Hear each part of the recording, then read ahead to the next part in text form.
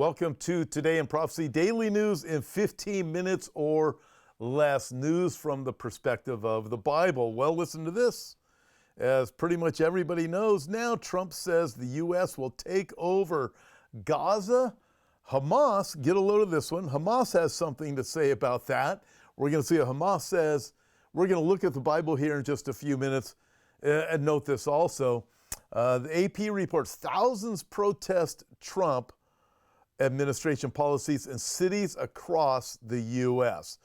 Think of this, thousands of demonstrations gathered in cities across the U.S. on Wednesday to protest the Trump administration's early actions decrying everything from the president's immigration crackdown to his rollback of transgender rights and a proposal to forcibly transfer Palestinians from the Gaza Strip. Protesters in Philadelphia and at state capitals in Minnesota, Michigan, Texas, Wisconsin, Indiana, and beyond waved signs denouncing President Trump, billionaire Elon Musk, the leader of Trump's new Department of Government Efficiency, and Project 2025, a hard-right playbook for American government and society.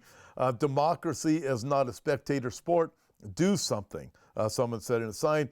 The protests were a result of a movement that has been organized online under the hashtags Build the Resistance and 5051, which stands for 50 protests, 50 states, one day. Websites and accounts across social media issued calls for actions with messages such as reject fascism and defend our democracy. As you continue reading through it, this is absolutely absurd. I don't think it's going to go quite as well as it did for these radical communists, Marxists that are planning these things like it did with Antifa and Black Lives Matter, if you think back about 4 years. Remember all of that, the madness, and we remember what happened on January 6th, right? I don't think it's going to go the same way. We know that these things are primarily funded through George Soros and the likes of people like George Soros. And as we find out about U.S. aid and all of the money that has been going to fund this types of things, some of it we're starting to discover comes from tax dollars. I'm pretty sure that the money's going to be cut off. And guess what? They're going to start losing protesters and shutting down freeways in Los Angeles, doing these insane things. How well is this going to go? I'm telling you, folks, these marches, these protests, they are highly organized. They are highly funded, just as the protests on campuses across the United States of America this past year with supporting Hamas, the LGBTQ community supporting Hamas, which is an oxymoron, but nevertheless, those things were supported, financially supported. You start looking at all of this and go, okay, where's this all going to go? Cut off the funds. It's not going to go like it did last time, but nevertheless, they're continuing with their Marxist policies, doing everything that they can. And it's going to be interesting to watch all of this develop. But people are already people have been empowered over the last few months. Just the masses of people saying this is just absolutely absurd. We're not going to put up with any of this nonsense anymore. And I would expect to see that happen. And I'm not expecting the protests to get out of hand like they did in times past. There will be some, even some today. But I don't believe it's going to go quite the same direction as it did in the past. Check this out. Coming from World Israel News, in a first, Pakistani Muslim cleric leads solidarity trip to Israel. In a historic first, Pir Syed Madasur Shah, chairman of the Sufi Council, founder and president of the Sakh Institute, and a prominent spiritual leader in Pakistan who heads a community of 300,000 followers, visited Israel to foster interfaith understanding and counter extremism. His visit marks the first time a prominent Pakistani Muslim religious leader has publicly engaged with Israel, underscoring the shared struggle against radicalization and terrorism. During the visit, which was organized by the Jerusalem Center for Security and Foreign Affairs, and in conjunction with the OTC, Pir Madasar participated in a roundtable with leaders from the aforementioned groups to explore avenues for cooperation between Pakistan where the majority of population is Sufi Muslim and Sufi world, the Sufi world and Israel discussions focused on countering radicalism, strengthening academic and cultural ties, and promoting interfaith collaboration. I believe we're going to see a lot more like this. We're going to hear moderate Muslims raise up. By the way, if someone really believes in the Quran, then you can't be a moderate Muslim. I'm just saying that. But you're going to see more of this. We hear different talks about the direction Saudi Arabia is going to go. No matter what they are saying right now, think back, pre-October 7, 2023, MBS said we are done with the Palestinian cause. Now MBS is saying, well, maybe we aren't done with it. Listen, you have all these leaders, especially over in Europe and the Marxists here in America, who are putting their finger to the wind and saying, okay, what's going on with Trump? Okay, so many people are getting mad at him. We're going to be on the people that are mad. That's happening in the Muslim world too. They don't want to get Iran mad at them. But on the flip side of that, you have someone like this coming out of Pakistan saying, wait a minute, this is just insane. These terrorists the majority of terrorists in the world are these radical Islam people. And if you look at what's been going on in Europe, in fact, I have a whole report that's going to be issued next week on what's going on in Europe because of Islam. I have one just today and another one coming out another week from now showing even more things.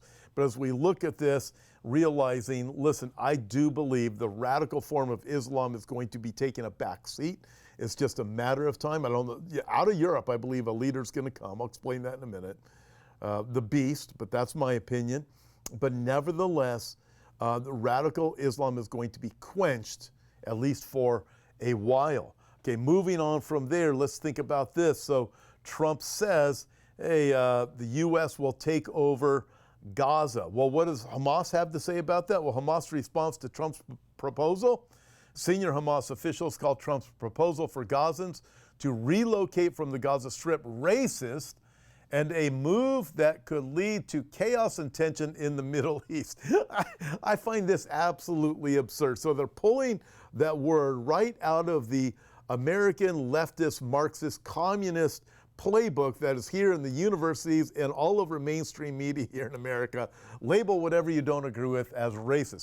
So there, you start with that one as racist, even though you have this Pakistani coming over saying we're Muslim, we're not agreeing with this kind of stuff. All right, nevertheless, you look at that and you think, okay, we're not going to put up this. There's going to be terror. There's going to be instability in the Mideast. I'm thinking instability. Hello, Hamas. You are the cause of instability in the Mideast. You're a bunch of evil terrorists. No matter what the LGBTQ community here in America seems to think of you, you guys are radical. You are evil. You are the cause of chaos and tension in the Middle East. This is just absolutely absurd. Let's just stoop to what the left does here in America, just all of the name calling, all of that other absurd stuff. And that is what's taking place. So I'm going to ignore Hamas because it's absolutely ridiculous.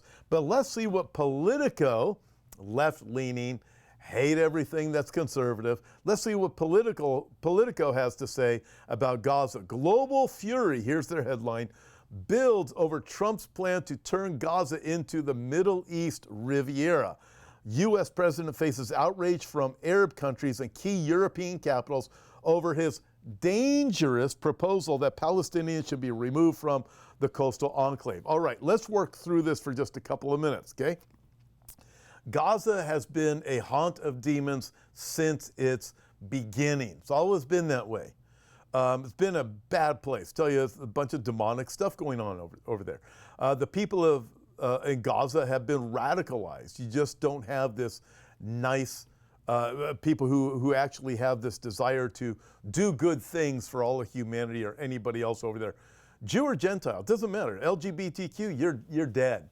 You're somebody on the left preaching the support of this stuff, you're dead. I mean, I look at this and go, the absurdity, but they will use the useful idiots to promote their cause. So Politico is going down this way saying, how awful this is. Awful or not, we're going to work through this thing biblically over the next couple of minutes.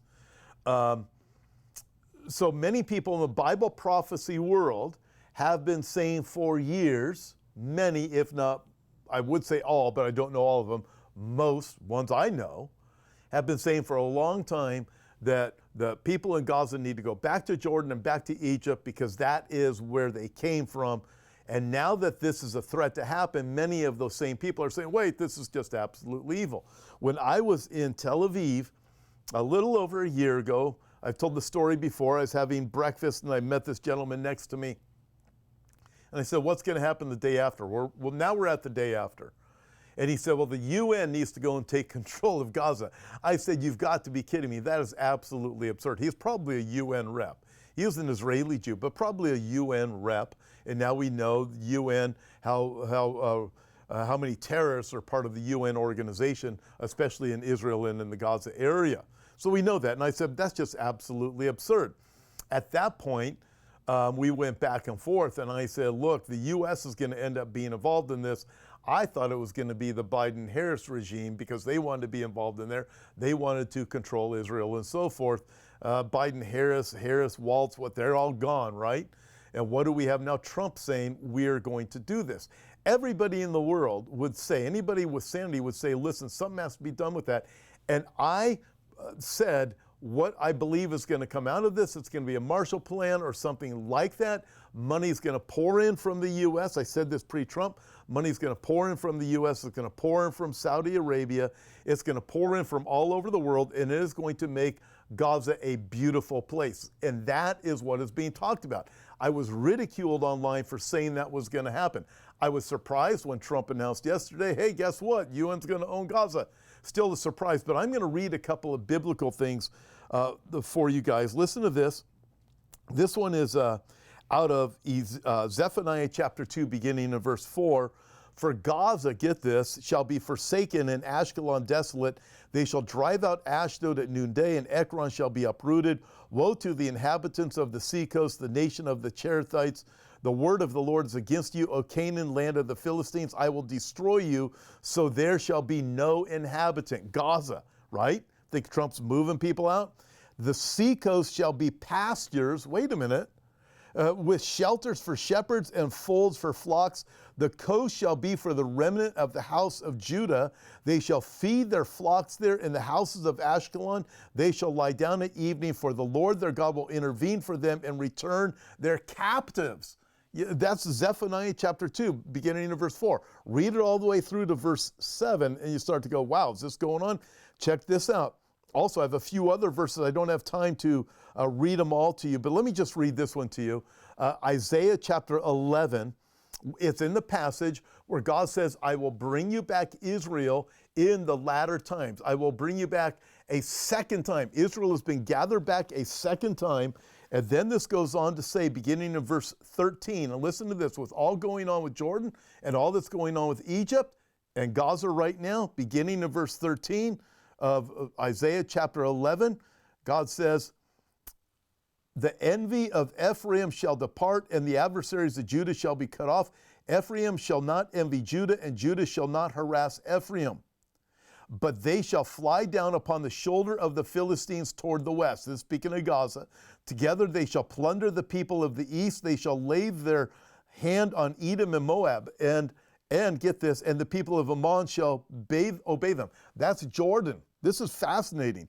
The Lord shall utterly destroy the tongue of the sea of Egypt. With his mighty wind he shall shake his fist over the river and strike it in the seven streams and make men cross over on dry shod. You look at this and you go, folks, I don't know how these things are going to all pan out. There's other scriptures too I wanted to get into, but I do not have the time. But I'm going to tell you something. We live in amazing days. Are we watching Isaiah 11 being fulfilled? This part of Isaiah 11. Israel's already been gathered back the second time. That was earlier, a few verses earlier in Isaiah 11. Then you look at that from Zephaniah. Also over from Ezekiel talks about this. Amazing days. Hey, if you weren't able to catch it, catch the program I did with Bill Salas a couple of hours ago where we go into details on this. But we are watching the things unfold. And folks, I'm telling you, we are living in amazing days. God bless you guys. Catch me over there with Bill Salas. If you haven't, tomorrow joining me live on You Can't Make This Up, it's James Cadiz. That's going to be a wild program. We will take your comments and questions live. God bless you guys.